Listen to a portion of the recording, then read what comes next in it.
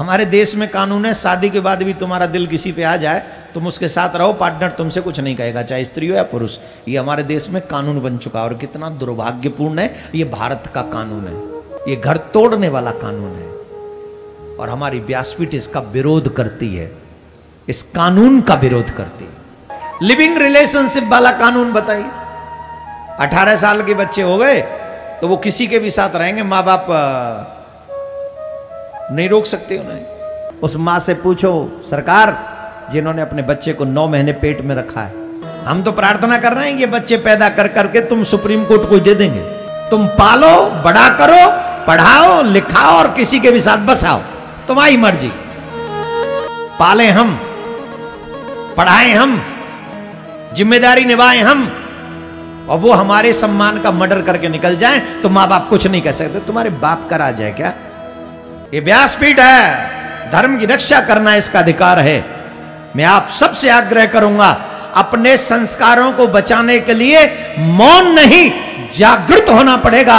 जिस दिन तुम जाग जाओगे, इस देश में वही होगा जो तुम चाहोगे।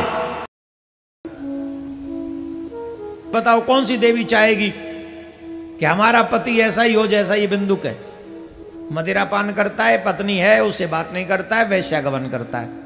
अब बोलो कौन कौन चाहती है कि हमारा पति ऐसा ही हो? एक भी चाहेगी? हाँ या ना तो बोल दो। नहीं चाहेगी ना?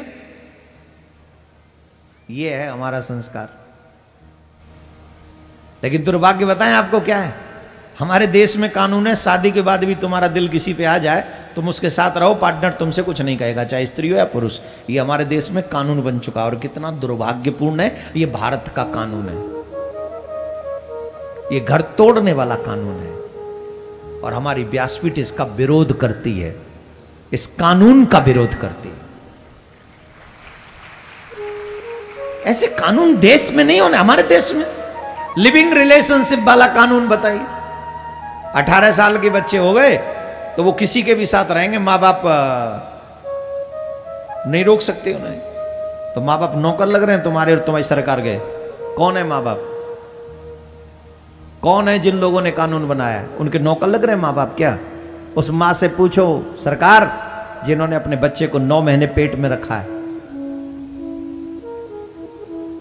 जिसने 9 महीने अपने पेट में रखा उस बच्चे को, उसकी जिम्मेदारी माँ बाप, उनके बच्चों की कोई रिस्पॉन्सिबिलिटी नहीं माँ बाप के लिए है कि नहीं? है कि नहीं? वो तो कहते हैं मेरा दिल आ गया, मैं तो किसी के भी साथ रहूं, वो भी विदाउट मैरिज। तो सरकार पाले ना। फिर सरकार को एक और कानून बनाना चाहिए, चाहे सरकार हो चाहे जिन्होंने भी ये कानून बनाया है।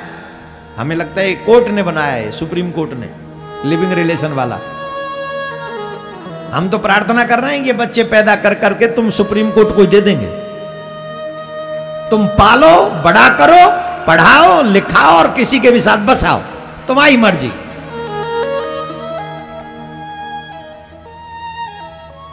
कर निभाओ नहीं रिस्पॉन्सिबिलिटी।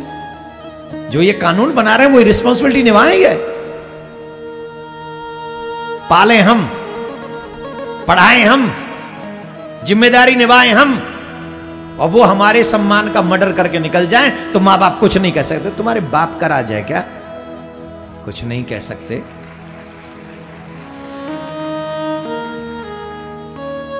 ये व्यासपीठ है, धर्म की रक्षा करना इसका अधिकार है। मैं आप सबसे आग्रह करूंगा, अपने संस्कारों को बचाने के लिए मौन नहीं, जागृत होना पड़ेगा। जिस दिन तुम जाग जाओगे, इस देश में वही होगा जो तुम चाहोगे। एक बात और याद रखना, जरूरत से ज्यादा सहनशीलता, ये सहनशीलता नहीं, कायरता कहलाती है। और आज हिंदू धीरे धीरे कायर हो रहा है। कौन हो रहा है? कायर हो रहा है। कायरों की समाज कभी ज्यादा दिन जिंदा नहीं रहती। अगर तुम्हें लगता है कि तुम कायर बन के जिंदगी जी लोगे, तुम जी लोगे, तुम्हारे बच्चों को मार दिया जाएगा। तुम्हारे बच्चे सुरक्षित हों उसके लिए तुम्हें आवाज उठानी पड़ेगी, तुम्हें लड़ना पड़ेगा, तुम्हें अपने अधिकार की बात करनी पड़ेगी और तुम्हें कहना पड़ेगा कि लिविंग रिलेशनशिप जैसे कानून हमारे देश में नहीं होने चाहिए। नहीं ये हमारे लिए सुरक्षित है, ना हमारे आने वाली पीढ़ी के लिए अच्छा है। कौन कौन मेरी बात से सहमत है?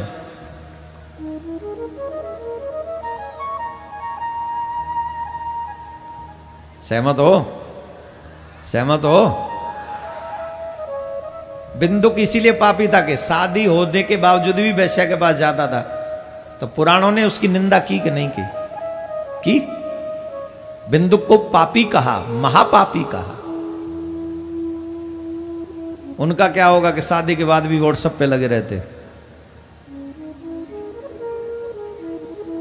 शादी के बाद भी फेसबुक जिंदाबाद, और फेसबुक पे स्टेटस लगाए आई एम सिंगल। क्या बोलना पड़ेगा? जोर से बोलना पड़ेगा।